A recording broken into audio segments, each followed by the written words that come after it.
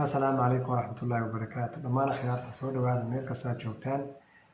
Saad hore nooga barateen waxaan soo gudbinaa casharaan la taxalluqa shaybaarka. Insha Allah maanta waxaan diiradda saari doonaa waxyaabaha lagu isticmaalo laabka qofka protection ka ah laboratory protections ka uu qofku xiranayo. Waxyaabaha badanaa qofku isticmaalo 5 qodob ayaa ugu muhiimsan goonka iyo gloveska bootka protectionka iyo maskiga saddexda qodob ayaa ugu muhiimsan iyagoo si kala muhiimsan haddii aan mid soo dul taagno waxyaabaha noo qabto waxyaabaha uu inaga difaaco iyo waxyaabaha inaga ilaaliyo tusaale ahaan haddii aynu goonka ugu horeyno goonku waxyaabaha uu inaga qabto waxa weeye waxyaabaha wasakhda inagu daadala dhiig kugu soo duulay reagentisyada qaar sida creatinine oo kale haddii mariga kaaga daadato oo kale waxaa laga yaabaa inaan waqti badan ka goyn waxyaabahaas inaga difaaca iyo wax kasta oo wastiya sidoo kale gloveska waa main parts qodobada ugu muhiimsan ee loo isticmaalo shaybaarka weeye sababtoo ah gloveska waxyaabaha inaga difaaca waxaa kamid ah ugu horeynba dadka waxay qaar baa jira xanuuno isku qaadsan kara sida taabashada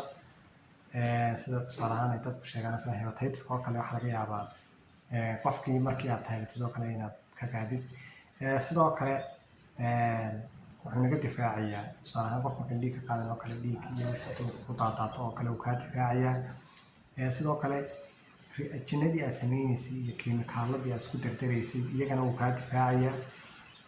marka gloveska waxaynu oran karnaa waxa weeye waa lama taabtaan ama waa shay aan la isticmaali karin shaybaar la sameyn karin la'aantii sidoo kale waxaa jira boot ama kabaha boodhka la xidho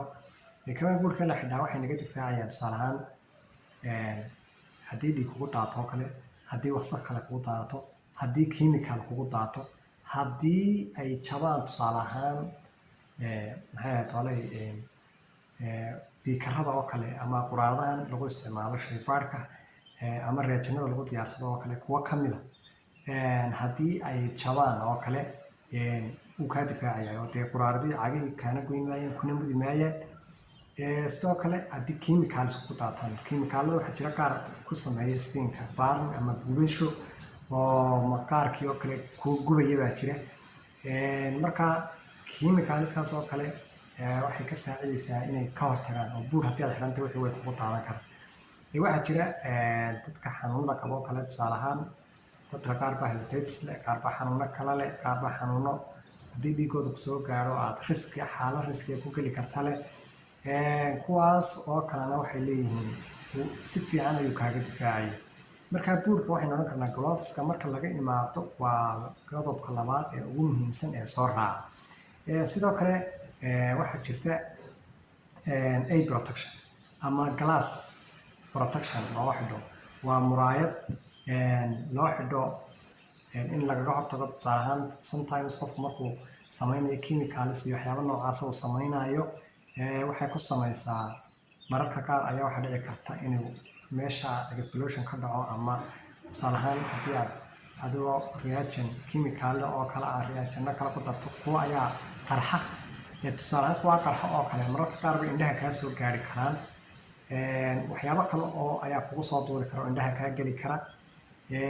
marka iyaga protection ku dhow xoog ayuu muhiim u yahay inkasta oo wadankeena lagu isticmaalin oo ay riir tahay meelo lagu isticmaalo aan rajeynayna xilliyadii covid-19 oo kale iyo xilliyadaas oo khalaas ayaa la isticmaali jiray laakiin waxaan oran karnaa waa waxyaabo muhiim ah kulli hadda casri baa la gaaray oo wax walba oo laynoo soo diyaariyaa laakiin waagii hore dadku wax walba iyaga ayaa diyaarsan jiray oo hab manual ayaa loo shaqayn jiray iminka waxaad moodaa dunida casriga inay automatic usii guurayso boqolkiiba 85 baa la marayaa haddeer meelaha dhowaad wax yar ayaa hadhay in loo wada guuraba marka protection kaana ciddii haysta way ka faa'iidaysan kartaa ciddii kalena كل إن شاء الله horumarka ku socda caalamka iyo geeskaba waynu insha Allah wayna ka saacidi doonaa inaynu helno marka dadka laboratories-yada waxyaabaha qaar sameynaya muhiim ayay u tahay sidoo kale qodobka ugu dambeeya ee shanaad maskiga maska qudhiisa waxaan filayaa waqtigii covid-ka ayaynu isagana sidoo kale baranay maaskigu waxyaabo badan ayuu muhiim u yahay. waxyaabahan aad samaynayso chemicalska ah waxaa jira kuwo inhalation oo kale ah wax ku yeeli kara oo qofka inhalation ahaan wax kugu soo gaarsiin kara. markaas waxaynu odhan karnaa maaskigu door muhiim ah ayuu ka yahay maxay tahay waxyaabaha protectionka ah ee qofka laboratory-gu u baahan yahay. marka maanta 5 qodob ayaynu kusoo koobaynaa oo ku saabsanaa waxyaabaha protectionka ah ee qofka laboratory-gu u baahan yahay inuu isticmaalo xilliga uu joogo laabka. waana muhiim inaynu isticmaalno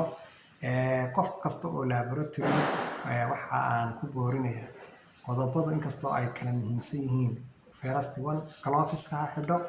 number 2 boodka ama kaba bood ha ku shaqeeyo. number 3 ha ku shaqeeyo goonka.